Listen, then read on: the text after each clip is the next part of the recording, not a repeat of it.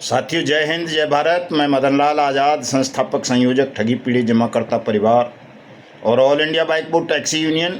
आज दिनांक 29 सितंबर 2024 को आपके समक्ष प्रस्तुत हूँ राजधानी दिल्ली से कुछ बड़ी खबरें, खास बातें आप सबको बताने के लिए। पूरा वीडियो तमाम साथी ध्यान से सुन लेंगे, इसे ज़्यादा से ज़्यादा शेयर कर देंगे, लाइक करेंगे, कमेंट करेंगे। और जिन साथियों ने अभी तक हमारे यूट्यूब चैनल को सब्सक्राइब नहीं किया है वो इसे सब्सक्राइब भी ज़रूर कर लेंगे, ताकि आपको घर बैठे अपडेट मिलती रहे, आपके भुगतान का सरल मार्ग पता चल सके। साथ साथ आप देश में ठगी पीड़ितों के भुगतान के लिए देश को ठगों के खूनी पंजों से आज़ादी दिलाने के लिए जनमत तैयार करने में अपना योगदान दे सकें, अपनी राष्ट्रभक्ति का परिचय दे सकें। चूँकि झूठ की इस दुनिया में साथियों हमारे चैनल जैसे कुछ चंद ही चैनल हैं जो आपको सत्य से परिचय कराते हैं, सही चीज़ें बताते हैं, सही खबरें आपको देते हैं। बाकी तो झूठम झांट फेंकम फांक इस देश में बहुत तेज़ी से चल रही है, झूठी चीज़ें बहुत ज़्यादा वायरल हो जाती हैं। लेकिन आपने भी कमाल कर दिया है देश में कि आपने सत्य की स्थापना के लिए युद्धरत हमारे यूट्यूब चैनल युगांतर न्यूज़ को विशाल समर्थन दिया है, अपार प्रेम दिया है। आज 58,000 से ज़्यादा हमारे चैनल के सब्सक्राइबर हो गए हैं और 3.5 लाख से ज़्यादा लोग हमारी बातों को सुन रहे हैं। ये अपने आप में एक अद्भुत कार्य है, आपकी देशभक्ति का परिचायक है कि आप अब सत्य को समझने लगे हैं। तो मैं अपने तमाम सब्सक्राइबर्स को, व्यूवर्स को, श्रोताओं को, अपने संगठन के साथियों को बहुत बहुत बधाई देता हूं, उन सब का आभार व्यक्त करता हूं, धन्यवाद देता हूं कि आप इतना प्रेम और सहयोग हमारे इस आंदोलन को, मिशन को, चैनल को प्रदान कर रहे हैं कि हम ठगों के, बेईमानों के, झूठों के, देशद्रोहियों के, गद्दारों के मुंह पर लगातार तमाचे पर तमाचे जड़ते जा रहे हैं और झूठ का पर्दाफाश करके देश को ठगमुक्त, बेईमान रहित राष्ट्र राज्य के रूप में स्थापित कर रहे हैं। तो बढ़ते हैं बड़ी खबरों की ओर। आज की सबसे बड़ी खबर तो ये, हालांकि ये खबर परसों की है,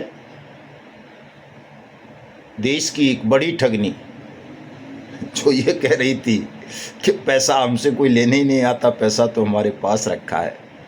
भारत सरकार की वित्त मंत्री निर्मला सीतारमण, उसके खिलाफ जबरन धन वसूली और ठगी की धाराओं में साथियों मुकदमा दर्ज करने का आदेश बंगलौर की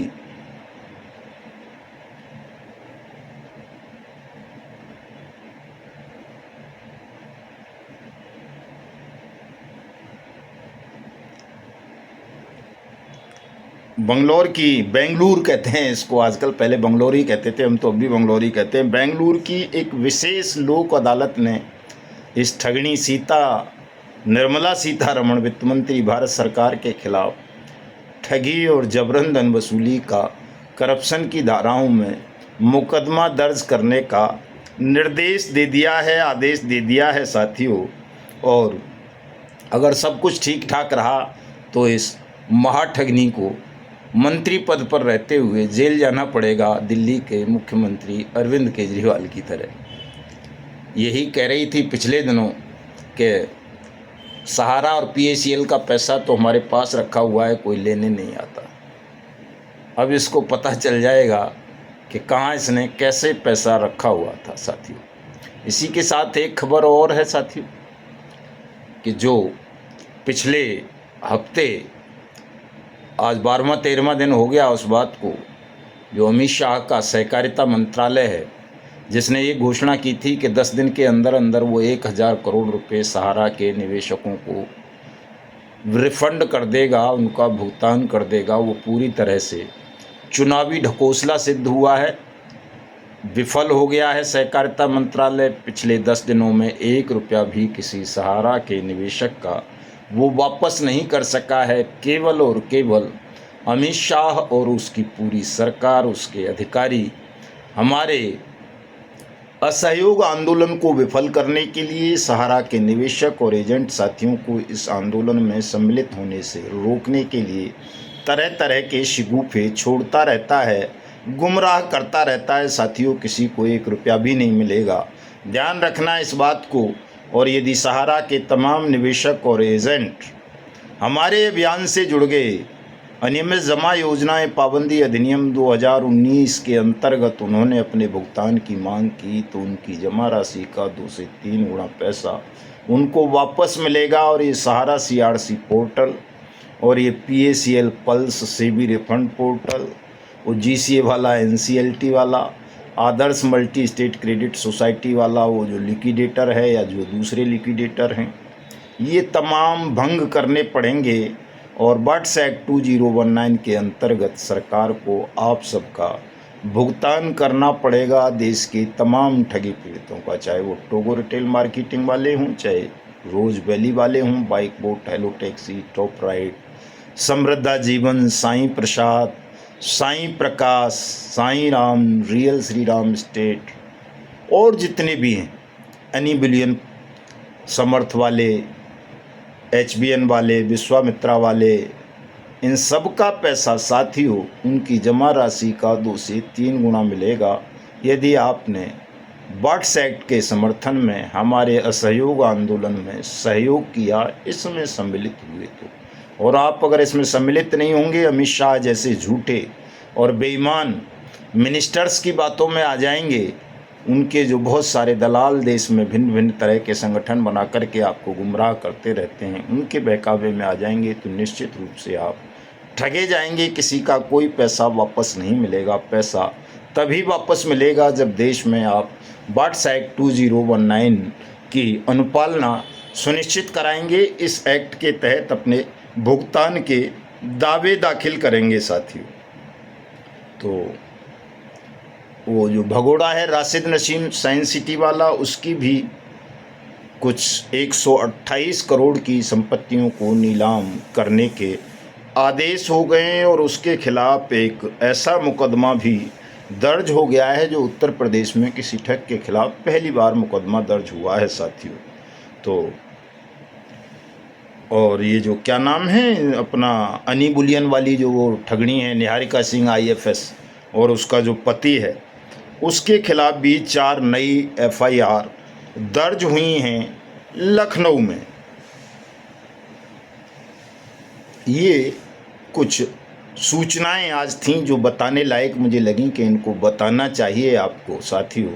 इसके अलावा जो मैं और एक बड़ी खबर आप सबको बताने जा रहा हूं, उसे पूरा ध्यान से सुनना और उस पर काम करना साथियों, ताकि आप सबका जल्दी से जल्दी भुगतान हो सके। और जब निवेशकों का भुगतान हो जाएगा तो ये निवेशकों का और एजेंटों का जो संघर्ष है ये स्वतः खत्म हो जाएगा। तो जिन एजेंट साथियों को ये टेंशन रहती है कि जब भी वो किसी प्रतिनिधि से मिलते हैं, अधिकारी से मिलते हैं, मिनिस्टर से मिलते हैं, तो तुरंत सबसे पहले वो अपनी पीड़ा व्यक्त कर देते हैं कि साहब एजेंट को सुरक्षा दिला दो। और साथियों इतना सुनते ही सामने वाले, चूँकि वो आपसे कहीं ज़्यादा चालाक लोग हैं, होशियार हैं, बुद्धिमान हैं और साथ साथ वो बड़े शैतान भी हैं, वो आपकी कमजोरी को भांप लेते हैं और फिर आपको ब्लैकमेल करते हैं। इसलिए मैं तमाम एजेंट साथियों से कहना चाहूँगा कि आप प्रथम दृष्टया पहला मुद्दा सुरक्षा को बिल्कुल ना बनाएं, न किसी से सुरक्षा की आप अलग से मांग किया करें। जो हमारा ज्ञापन है उसमें ऑलरेडी आपकी सुरक्षा की मांग होती है, उसको लिखित में ही रहने दें, उसको बताने की आवश्यकता नहीं है। बताते ही मालूम पड़ जाता है सामने वाले शैतान को आप डरे हुए हैं, भयभीत हैं, और भयभीत मनुष्य की कहीं कोई सुनवाई नहीं होती है। मैं कितने दिनों से आपसे चीख रहा हूँ, चिल्ला रहा हूँ कि भयमुक्त हो जाओ साथियों। भयमुक्त होकर इस लड़ाई को लड़ोगे तो बहुत जल्दी जीत जाओगे। आपने देखा ना कल कैसे पूरे देश भर के विधायकों का आपने घेराव किया, तमाम विधायकों ने आपकी बात को सुना। ऑफिसर्स ने डराने का प्रयास किया था, किसी का घर नहीं घेर सकते, बिना परमिशन के कैसे कर लोगे? लेकिन आपने सब ने हमारी बात का अनुसरण करते हुए बिना परमिशन के ही इस कार्यक्रम को पूरे देश में अंजाम दिया और इसका बहुत बड़ा परिणाम हमें आज मिला है। वो परिणाम मैं आपको बताऊंगा, लेकिन उससे पहले मैं एक अपील आपसे करना चाहूँगा कि साथियों, ये लड़ाई इतनी सहज और सरल नहीं है जितनी दिखती है। ये बहुत कठिन लड़ाई है। जब आप समझ सकते हो कि देश की फाइनेंस मिनिस्टर ठग बैठी हो, देश का गृह मंत्री, सहकारिता मंत्री ठग बैठा हो, देश का प्रधानमंत्री ठगों से इतना डरता हो कि वो ठगों के खिलाफ एक शब्द ना बोल पाता हो, अपनी सत्ता खो जाने के भय से उसे लगता हो कि अगर वो ठगों के खिलाफ बोलेगा, बट्स एक्ट पर बोलेगा, तो ठग उसकी कुर्सी खींच लेंगे। तो आप समझ सकते हो कि ये लड़ाई कितनी कठिन है। और जब तक आप इस लड़ाई को राष्ट्रव्यापी नहीं बनाओगे, पूरे देश में तहसील स्तर पर, ब्लॉक स्तर पर, जिला स्तर पर, मंडल स्तर पर, राज्य स्तर पर, नगर स्तर पर, ग्रामीण स्तर पर संगठन खड़ा नहीं करोगे, तब तक इस लड़ाई को आप जीत नहीं पाओगे। ये लड़ाई तभी जीत पाओगे जब आप अपने संगठन को विस्तारित कर लेंगे, मजबूत कर लेंगे।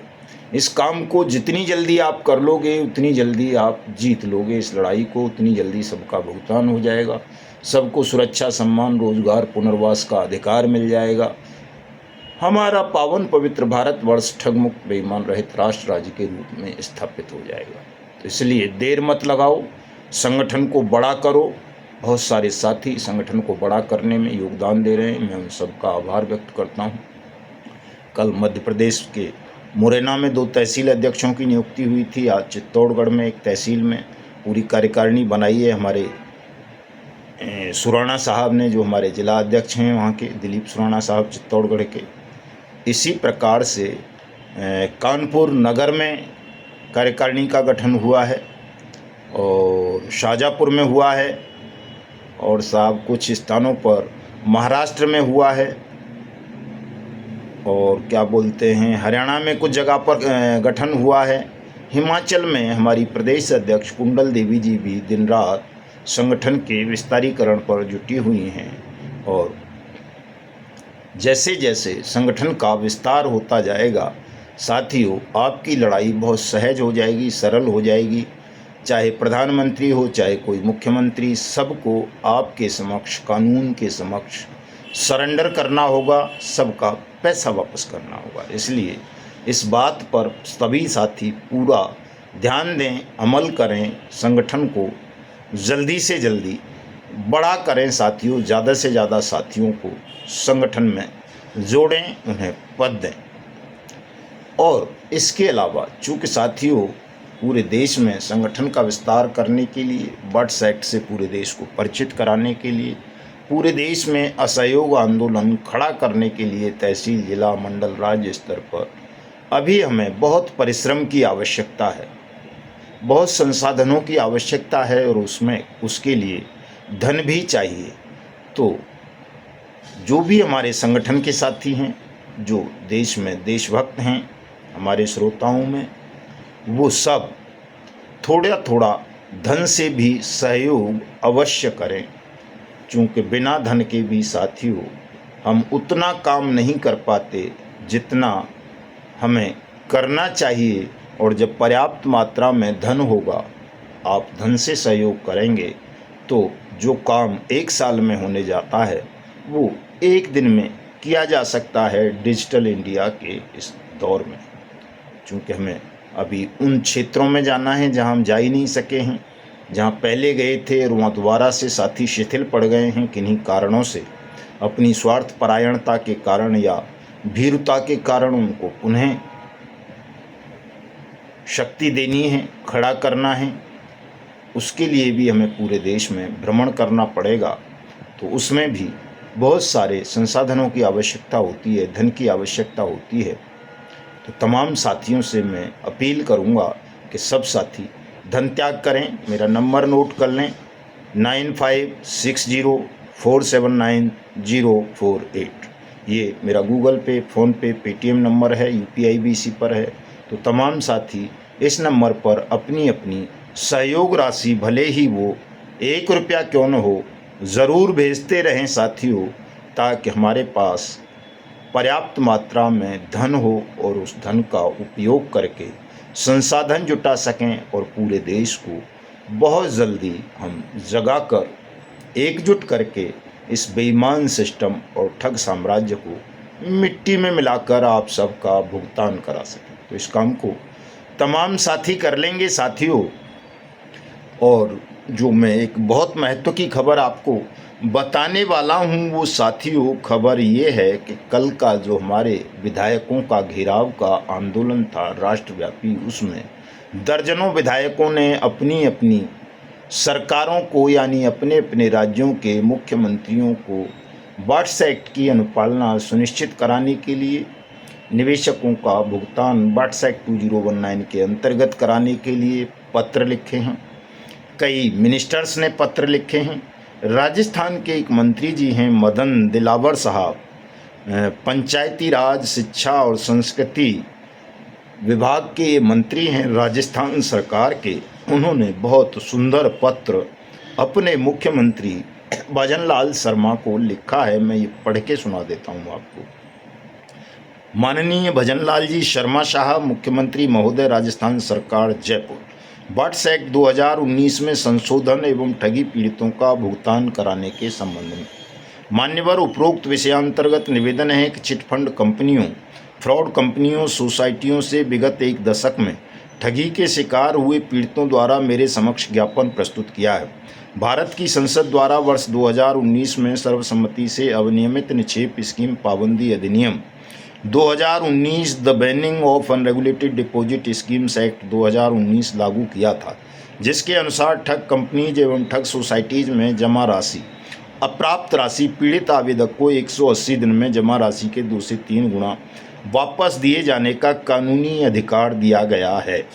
उक्त अधिनियम द्वारा ठगी पीड़ितों को राहत दिलाने हेतु प्रदेश के प्रत्येक जिले में विशेष न्यायालय सक्षम अधिकारी, सहायक सक्षम अधिकारी एवं अन्य नोडल एजेंसी को नियुक्त करने का प्रावधान है। अधिनियम 2019 के अनुसार प्रत्येक जिले में एक भुगतान पटल स्थापित कर पीड़ितों से आवेदन लिए जाकर उनका भुगतान करवाने के साथ ही दोषी संचालकों को दंडित कराने का प्रावधान है, परंतु सरकार द्वारा प्रदेश में ऐसे किसी भुगतान पटल की स्थापना नहीं की गई है। पूर्व कांग्रेस सरकार ने रजिस्ट्रार सहकारिता विभाग जयपुर को सक्षम अधिकारी एवं प्रत्येक जिले में उप रजिस्ट्रार सहकारिता को सहायक सक्षम अधिकारी नियुक्त किया है, जिसमें कंपनी ठगी से पीड़ित अपने आवेदन जमा नहीं करवा पा रहे हैं। केवल सोसाइटीज़ ठगी से पीड़ित ही अपने आवेदन सहकारिता पोर्टल पर जमा करवा पा रहे हैं।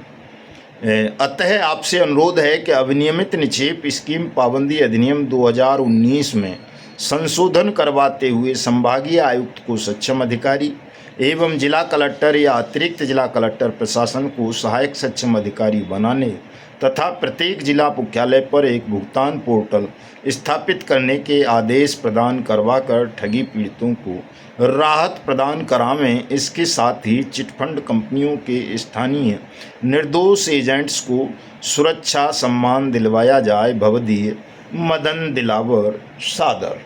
ये बहुत अच्छा पत्र मंत्री महोदय ने लिखा है साथियों। ये मैंने फेसबुक पर लगाया है, आज वहाँ आप देख सकते हो। मदन लाल आज़ाद नाम से मेरी फेसबुक आईडी है और ये इस वजह से हुआ है साथियों। ये पत्र एक मंत्री ने इस वजह से अपने चीफ मिनिस्टर को लिख दिया है कि आपने तमाम विधायकों को ज्ञापन दिए, घेराव किए। अगर आप ये नहीं करते तो इस तरह के पत्र नहीं जाते और राजस्थान की बेईमान सरकार भजनलाल शर्मा की कभी इस कानून को जान भी नहीं पाती कि उसके यहाँ कोई ऐसा कानून भी है। भुगतान तो बड़ी बात है, लेकिन जो आपने वहाँ संघर्ष किया है न केवल राजस्थान में बल्कि पूरे देश में, उसका सुफल आपके भुगतान के रूप में आप सबको निश्चित रूप से प्राप्त होगा, इसमें तनिक भी संदेह मत करना साथियों। तो तमाम साथियों ने बहुत सारे अखबारों में ये खबरें चली हैं कल वाली 2 अक्टूबर को तमाम सांसदों का, अपने अपने क्षेत्रीय सांसदों का आप सबको उसी तरह से घेराव करना है जिस तरह से आपने विधायकों का किया है। आज रात को ही मैं ड्राफ्टिंग करके डाल दूंगा ताकि कल सूचना दे दूँ सब जगह कि संसद का घेराव होगा और 2 अक्टूबर को सांसदों का घेराव कर लो और 3 अक्टूबर से हम वो क्या बोलते हैं देशाटन पर मिशन भुगतान भारत यात्रा कार्यक्रम के अंतर्गत निकलेंगे। आपके यहाँ भी आएंगे, सबके यहाँ आएंगे, सब जगह ये भुगतान की कार्रवाई साथियों हम कराएंगे। और अब जब अखबारों में आने लगा है, मीडिया में आने लगी है आपकी बात, तो आप भी अब सुस्ती और आलस्य को त्याग दो साथी। अब तनाव करने की ज़रूरत नहीं है, भयभीत होने की ज़रूरत नहीं है। आपका आंदोलन इतना बड़ा हो गया है कि प्रधानमंत्री का कलेजा भी लुप लुप कर रहा है। अब मुख्यमंत्रियों की तो औकात नहीं है कुछ, मैं सही बताऊँ आपको। इतना बड़ा आंदोलन दुनिया के इतिहास में कभी नहीं हुआ और जिस साहस का परिचय आप दे रहे हो वो भी काबिल तारीफ़ है। उसकी जितनी प्रशंसा की जाए वो कम है। कल मैं देख रहा था, कल नहीं सॉरी आज ही देख रहा था, कल भी देखा था, हमारे फतेहपुर वाले साथी, हमारे पूर्व राष्ट्रीय अध्यक्ष आदरणीय सूरजदीन विश्वकर्मा जी, हमारे दो राष्ट्रीय सचिव हैं वहाँ राकेश साहू जी, राम शरण दास जी, हमारे प्रदेश के सचिव हैं वहाँ राजकुमार गुप्ता जी, हमारे जिला अध्यक्ष हैं अमृतलाल नागर जी और तमाम साथी, चाहे वो रामकरण जी हों या गुरु जी हों, तमाम साथी, तमाम महिलाएं, बूढ़े, बच्चे, जवान भारी बरसात के अंदर जमे हुए थे जंगे मैदान में असहयोग आंदोलन में साथियों। तो आपकी हिम्मत की भी दाद देनी पड़ेगी साथियों। नमन है आप सबको कि आपने हिला दिया मोदी को और तमाम मुख्यमंत्रियों को और ये सिद्ध कर दिया कि अब आपका भुगतान जो रोकेगा आप उसका सर्वनाश कर दोगे। हरियाणा के साथियों से मैं अपील करना चाहूँगा, ख़ास तौर से जम्मू कश्मीर के साथियों से करना चाहूँगा। आपके दोनों राज्यों में चुनाव चल रहे हैं, वोटिंग होने वाली है साथियों। भारतीय जनता पार्टी को कोई भी साथी एक वोट मत दे देना, क्योंकि भारतीय जनता पार्टी ने आपके साथ, राष्ट्र के साथ गद्दारी की है। जब तक ये आपका भुगतान ना कर दें तब तक इनको कोई वोट मत देना। चाहे काले चोर को वोट दे देना, किसी और को वोट दे देना, लेकिन भारतीय जनता पार्टी के किसी भी प्रत्याशी को, चाहे वो आपका कितना ही सगा हो, कितना भी वो राष्ट्रवाद का ढोंग करे, कितना ही वो और छल प्रपंच करे, फिर भी उसको वोट मत देना, चूँकि उससे ज़्यादा बेईमान, उससे ज़्यादा गद्दार, उससे ज़्यादा झूठा इस वक्त देश में कोई और राजनीतिक दल नहीं है। इनको इतना सबक सिखा दो साथियों के इन्हें शून्य पर ले आओ हरियाणा और जम्मू कश्मीर में, ताकि इन्हें अपनी गलती का एहसास हो और ये अपनी गलती का प्रायश्चित करें, आपसे क्षमा मांगें, आपका भुगतान करें। हमारे बहुत सारे साथियों ने हमको आर्थिक सहयोग भेजा है, मैं उन सबका धन्यवाद करता हूं साथियों। 500 रुपये की आर्थिक सहयोग हमारे जिला अध्यक्ष औरैया आदरणीय जेपी सिंघानिया साहब ने भेजे हैं, उनका बहुत बहुत धन्यवाद। और ये क्या नाम है अपना इनका, राजन कुमार जी हैं गोरखपुर से, उन्होंने 11 रुपये भेजे हैं, बहुत बहुत धन्यवाद उनका। और साहब